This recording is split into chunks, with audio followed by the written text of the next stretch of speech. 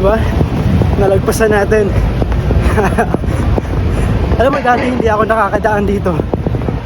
Kasi, hindi ako nag-record dito dati kasi nahihiya ako.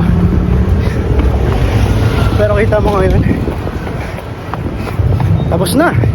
In just how many seconds? Tapos na. Kaya sumakit yan ko dahil sa electrolytes. Pinubos ko kasi agad eh. Dapat pala, kaya konti-konti lang yun.